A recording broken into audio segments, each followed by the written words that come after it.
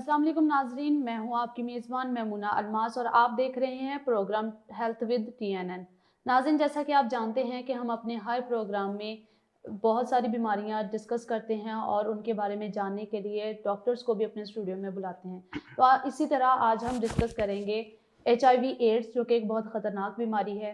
तो इसी के रिलेटेड हमारे साथ मौजूद हैं बात करने के लिए डॉक्टर सरमद अब्बासी, जो कि head of HIV department DHQ Sahiwal हैं। तो चलिए इनसे बात करते हैं और HIV के बारे में हम इनसे पूछते हैं, ये क्या कौन सी बीमारी है, किस तरह से होती है, क्या अलामात हैं। जी, तो डॉक्टर साहब, सबसे पहले तो मैं आपका बहुत-बहुत शुक्रिया अदा करूँगी कि आपने अपने इतने कीमती वक़्त में हमारे लिए टाइम निकाला और आप यहाँ आए। तो डॉक्टर साहब, मुझे ये बताएँ कि जो HIV एड्स है, जी। क्या ये 2 बीमारियाँ हैं या 1 है? जी, सबसे पहले तो आपका बहुत शुक्रिया कि आपने इस इम्पोर्टेंट टॉपिक पे जी, इसको जी। एक आम पॉपुलेशन में इसको रेज़ करने के लिए वेलकम। इसमें हमें बुलाया। इसमें आपका बहुत मशकूर हूँ। सबसे पहले जी ये जो HIV है, जी। बेसिकली इसका थोड़ा-सा इंट्रोडक्शन ये है कि ये 1959 में सेंट्रल अफ्रीका में ये फर्स्ट केस रिपोर्ट हुआ था। उसके बाद फिर ये आहिस्ता-आहिस्ता पूरी मतलब यूरोपियन कंट्रीज़ में और फिर आहिस्ता-आहिस्ता पाकिस्तान में भी अनफॉर्चुनेटली ये फिर इसकी शरह बढ़ने लगी। ओह! और पाकिस्तान में फिर 1980s की दहाई में ये केस रिपोर्ट हुआ और फिर अनफॉर्चुनेटली आहिस्ता-आहिस्ता इसकी शरह जो है वो बढ़ती रही। तो बेसिकली अगर बात करें HIV के बारे में, तो ये बेसिकली एक वायरस है जो कि जिस्म में दाखिल हो जाता है मुख्तलिफ़ तरीक़ों से। उसके फिर आगे बात करेंगे उसके बारे में भी। जी। HIV का जो वायरस है, ये सबसे पहले ये ख़्याल किया जाता है कि ये चिंपैंज़ी से ह्यूमन में ट्रांसफ़र हुआ। ओह! हाँ जी। और उसके बाद फिर ये मुख्तलिफ़ तरीक़ों से इंसानों में ये मुंतकिल होता रहा। तो जहाँ तक आपने बात की है कि HIV और एड्स में क्या डिफ़रेंस है, तो जो HIV कोई बीमारी नहीं है, हुँ, HIV एक वायरस है और हुँ, एड्स उस वायरस की वजह से पैदा होने वाली बीमारी है जो कि बिल्कुल लास्ट पे होती है। हुँ, हाँ जी। तो इसमें यही डिफ़रेंस है, यानी ये HIV एक वायरस है और हुँ। जो एड्स है वो उसकी एक कह लें कि लास्ट वो है, एक बीमारी है, ग्रुप ऑफ डिज़ीज़ेज़ है। सही। हाँ जी। तो डॉक्टर साहब, इसके बारे में ये भी कहा जाता है कि इसके जो जर्म्स होते हैं एड्स के, जी, वो जी। ऑलरेडी ह्यूमन बॉडी में मौजूद होते हैं, लेकिन वो किसी में एक्टिव हो जाते हैं, किसी में नहीं होते, और इस बीमारी का जो दौरानिया होता है, वो 2 साल का होता है। क्या इसमें कोई सच्चाई है, रियलिटी है इन बातों में? जी, अनफॉर्चुनेटली पाकिस्तान में इस बीमारी को लेकर बहुत ज़्यादा मिथ्स बनी हुई हैं, जी, जी। जिनका हकीकत से किसी किस्म का कोई ताल्लुक नहीं है। हुँ, HIV बेसिकली सब में मौजूद नहीं होता, जैसे कि मैंने हुँ। आपको बताया कि ये एक इंसान से दूसरे में ट्रांसफ़र होता है। फॉर एग्ज़ाम्पल आपने किसी ने इंतकाल खून करवाया, अगर ब्लड ओह! ट्रांसफ्यूज़न करवाई है, लेकिन वो उसने प्रॉपर उस ब्लड की स्क्रीनिंग नहीं करवाई। सही। तो हो सकता है खुदा न ख़ास्ता अगर उस जो आपको ब्लड लग रहा है, उस ब्लड को आपने सही स्क्रीन नहीं किया और वो HIV से मुतासरा ब्लड था और वो आपने सही। लगवा लिया, तो this could be the reason कि वो नेक्स्ट में ट्रांसफ़र हो जाए। ऑलरेडी ये किसी इंसान में मौजूद नहीं होता, सही। बल्कि इसको दूसरे एक एक इंसान से दूसरे में ये मुंतकिल होता है।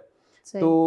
इसके अलावा ये जितने ये आप अगर क्वैक्स हैं, क्वैकरी की वजह से वो इस्तेमाल शुदा सिरिंजेस और वो अपने सर्जिकल इंस्ट्रूमेंट्स वगैरह हैं, जी, जी। वो उनको प्रॉपर स्टेरिलाइज़ नहीं करते, उनकी ऑटोक्लेविंग नहीं सही तरीके से होती, उनसे भी ये हो रहा है। सही। दूसरा जो अनसेफ सेक्सुअल प्रैक्टिसेस हैं, उनकी वजह से भी ये हो रहा है। तो ये ओह! काफ़ी सारी चीज़ें हैं जिनकी वजह से ये फैल रहा है। हाँ अच्छा, जी। इसकी कोई अलामात होती हैं, और अगर अगर अलामात होती हैं तो वो किस तरह से हमारे सामने आती हैं कि हमें पता चले कि हमें HIV एड्स हो गया है?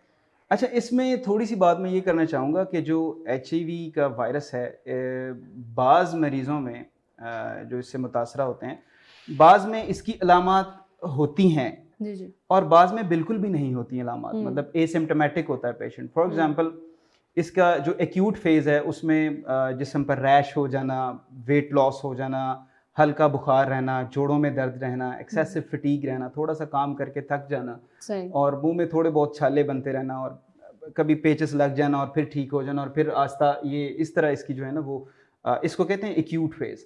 सही। लेकिन जो लेटेंट फ़ेज़ है उसमें ये होता है कि वायरस आपकी बॉडी में छुप जाता है, सो जाता है, एक्टिव नहीं होता, लेकिन किसी भी वजह से वो अगर एक्टिव हो जाए तो वो अंदर उसकी रेप्लिकेशन स्टार्ट होना शुरू हो जाती है और फिर ये आहिस्ता आहिस्ता अगर आप ट्रीटमेंट नहीं लेते तो ये आहिस्ता आहिस्ता मर्ज बढ़ना शुरू हो जाता है और ये अनफॉर्चुनेटली ये एड्स में भी इसकी जो है ना वो ये उसमें कन्वर्ट हो सकता है। यानी एड्स तो डॉक्टर साहब अगर ये मर्ज हो जाता है तो ये इंसान के लिए कितना खतरनाक हो सकता है?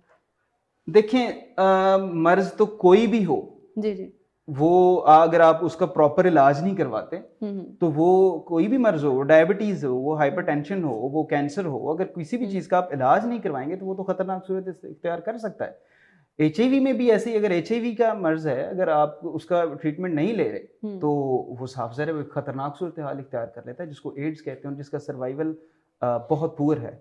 सही जी, मीन टू से कि इससे बंदे की डेथ भी हो सकती है और अगर हो सकती है तो वो कितने दौरानिये में हो सकती है, कितना टाइम पीरियड हो सकता है उसका? डेथ के बारे में तो ये नहीं कहा जा सकता। देखें अब इस तरह होता है ना कि हर पेशेंट का अपना एक कुव्वते मुदाफ़ित का निज़ाम है। जी जी, अब हर बंदे में वो कुव्वते मुदाफ़ित किसी में मजबूत है और किसी में वो वीक है, ठीक है? ऐसे ही होता है। तो ये डिपेंड करता है person to person. For example अगर कोई ऐसा HIV का मरीज है जिसकी उम्र 20-21 साल है, जो जवान है और उसको कोई शुगर, ब्लड प्रेशर या कोई और कोमॉर्बिडिटी नहीं है, तो डेफिनेटली उसका अगर वो ट्रीटमेंट पे आता है तो वो उसका HIV का जो वायरल लोड है वो सप्रेस हो जाएगा और उसके कुव्वते मुदाफ़ित के लिए जो अल्लाह ताला ने सेल्स बनाए हुए हैं वो बढ़ते जाएंगे और मरीज की हालत बेहतर होना शुरू हो जाएगी। लेकिन अगर कोई ऐसा मरीज है जिसकी उम्र फॉर एग्जांपल 70-80 साल है या जो बूढ़े मरीज हैं उनको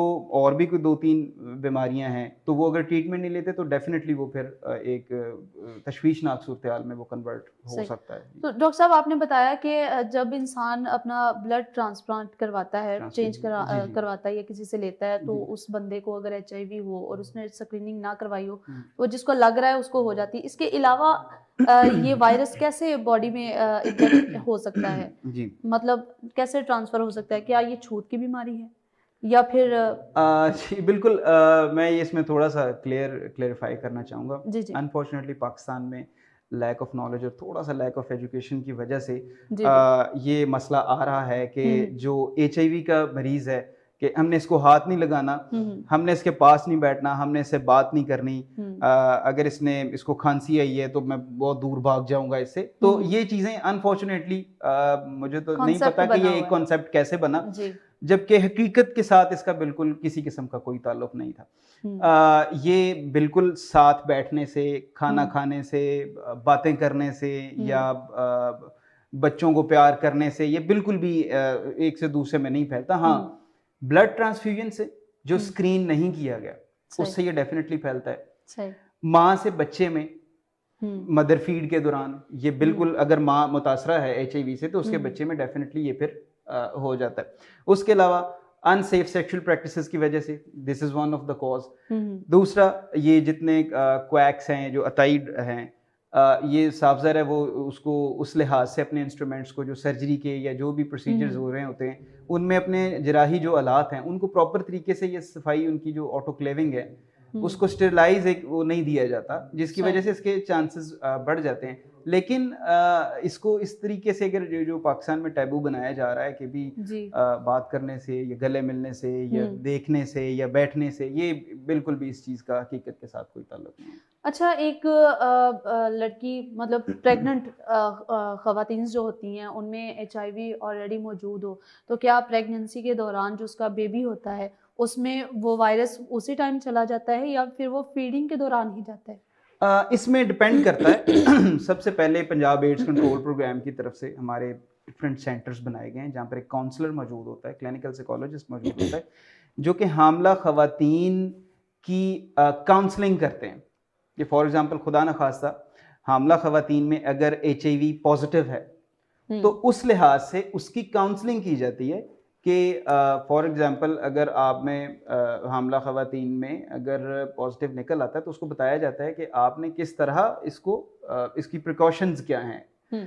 और ये अगर फॉर एग्जांपल डिपेंड करता है कि उन्होंने अपना प्रोसीजर क्या करवाया है, ये सारा डिपेंड करता है उस सिचुएशन पर कि मरीज़ ने कहाँ से अपना प्रोसीजर करवाया या डिलीवर किस तरीके से जो है वो इधर सी सेक्शन हुआ है या नॉर्मल डिलीवरी हुई है, तो उस लिहाज से भी डिपेंड करता है। लेकिन माँ से बच्चे में ट्रांसफ़र होने के चांसेस बहुत कम हैं, बल्कि अच्छा, ना होने के बराबर हैं, सही, अगर हामला ख़वातीन अपनी एचआईवी की दवा बाकायदगी से खा रही हैं, तो ये सही, चांसेस बिल्कुल ज़ीरो हो जाते हैं। ठीक। जी हाँ, अगर ख़वातीन जो हामला ख़वातीन हैं, बच्चे की पैदाइश के बाद दूध पिलाने के लिए उनको थोड़ा-सा बताया जाता है कि इसमें थोड़ी-सी आपने एहतियात करनी है, तो उस लिहाज से उनकी काउंसलिंग की जाती है डेफ़िनिटली।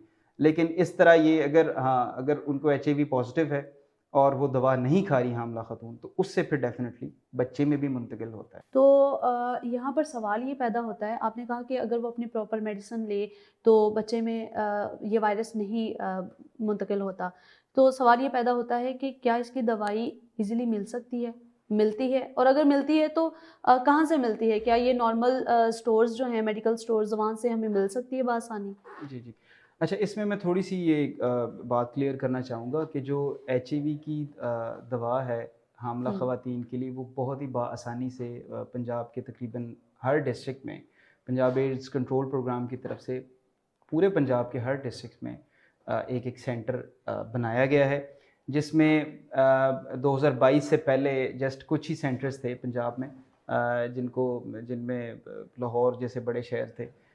बाकी जो पेरिफेरी के शहर हैं उनमें ये नहीं था। तो जी। अब मरीज़ को फॉर एग्ज़ाम्पल अगर साहिवाल का मरीज़ है तो वो 2022 से पहले लाहौर जाता था या कहीं दूर-दराज़ इलाकों में जी, दवा जी। लेने के लिए जाता था। 2022 के बाद अब खुदा न ख़ास्ता अगर साहिवाल का मरीज़ एचआईवी पॉज़िटिव होता है तो उसको अपने ही शहर से दवा बड़ी बआसानी से बिल्कुल मुफ़्त मिल जाती है, और ना सिर्फ़ उसको दवाई आसानी से मिलती है, मुफ़्त मिलती है, बल्कि उसकी स्क्रीनिंग, उसके सारे टेस्ट्स हुँ। जो भी इसके मुतल्लिक़ा हैं एचआईवी के जी, जी।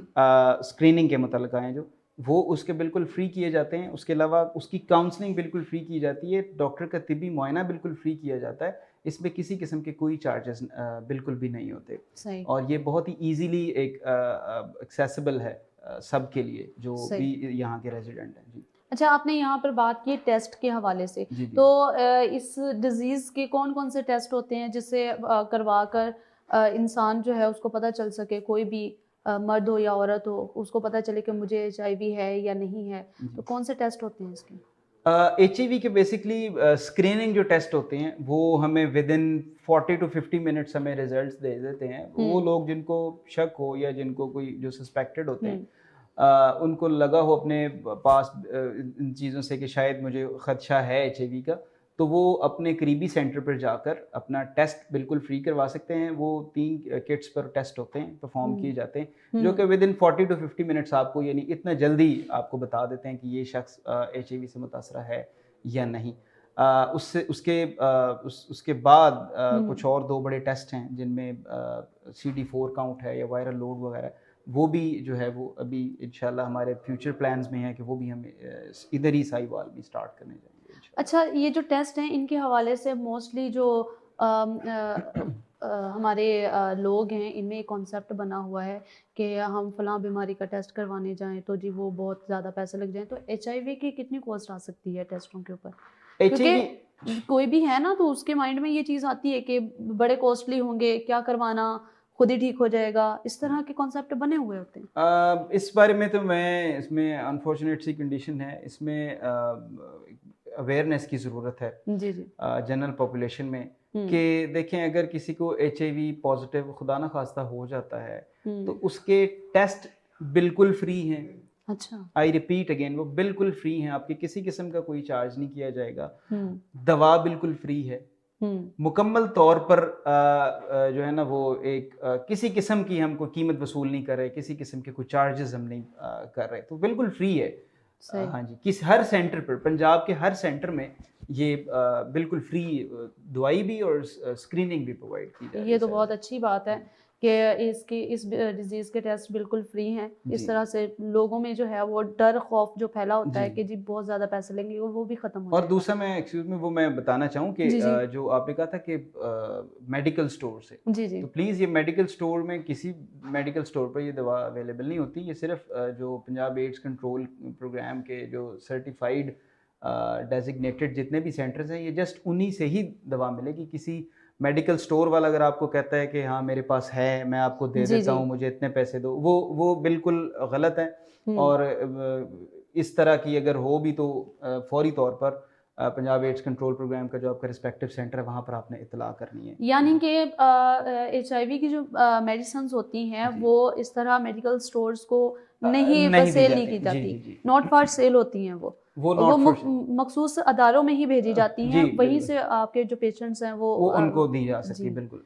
ठीक, ये तो बहुत अच्छी अवेयरनेस है लोगों के लिए, ताकि लोग जो है वो झांसे में ना आ सके। जी बिल्कुल ऐसे ही है। तो अच्छा डॉक्टर साहब, यहाँ पर सवाल ये पैदा होता है कि हम डिफरेंट जाते हॉस्पिटल्स में जाते हैं, प्राइवेट हॉस्पिटल में चले जाते हैं, जी तो वहाँ पर किसी HIV एड्स पॉजिटिव शख्स की लगी हुई सुई किसी दूसरे बंदे को लग जाए, तो इस सूरत में क्या करना चाहिए हमें, क्योंकि वो तो यूज़ हो चुकी होती है ना। जी बिल्कुल। बेसिकली ये जो आपका सवाल है बहुत अच्छा सवाल है, लेकिन ये ज़्यादातर हेल्थ केयर प्रोवाइडर्स जो हैं उनकी डोमेन में ज़्यादा आता है कि फॉर एग्जांपल हम्म डॉक्टर्स हैं जो डेली बेसिस पर सर्जिकल प्रोसीजर्स कर रहे होते हैं, या हम्म पैरामेडिकल स्टाफ हैं या नर्सेज जो भी हैं, हम्म वो डेफिनेटली वो इंजेक्शंस लगा रही होती हैं और आईवी फ्लूइड्स दे रही होती हैं, तो उनको ये चांसेस हो सकता है खुदा ना खास्ता अगर वो किसी ऐसे शख्स को इंजेक्शन लगा रही हैं तो जो कि HIV पॉजिटिव है, तो हम्म। उनसे उसको खुदा न खास्ता अगर वो सुई चुभ जाती है, उसके लिए हमारे पास दवा मौजूद है जिसको PEP कहते हैं, ठीक है। पोस्ट एक्सपोजर प्रोफाइलैक्सिस, कि अगर आपको हो जाता है खुदा न खास्ता चुभ जाती है तो फौरी तौर पर अपने करीबी सेंटर जो ART सेंटर है HIV का, वहाँ पर आप जाएँ, रब्ता करें।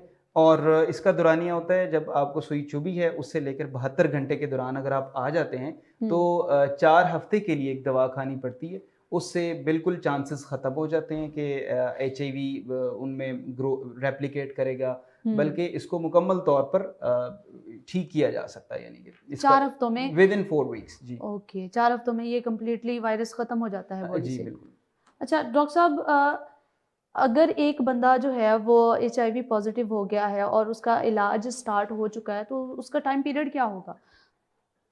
इसमें बात ये होती है कि देखें जैसे डायबिटीज़ है, जी जी। शुगर यानी या ब्लड प्रेशर है, इसमें आप देखें जब तक आप शुगर की दवा खाते हैं तो आपकी शुगर कंट्रोल रहती है।